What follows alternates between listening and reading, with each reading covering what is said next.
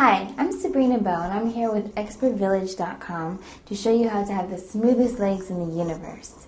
So my background comes from me being a pantyhose model as well as a model for swimsuits and underwear. Okay, so we're going to start by a sea salt scrub. What a sea salt scrub does for your legs is it exfoliates all the dead skin cells.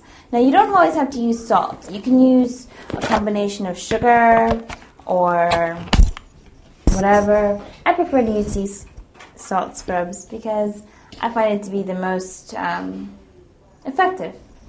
Anyhow, you mix a combination of the scrub with oil.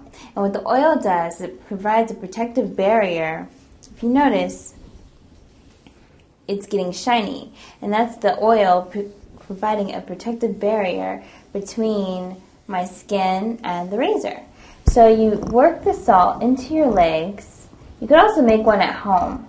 It's really simple. Just use some type of salt or sugar and whatever your favorite oil is, depending upon your favorite fragrance.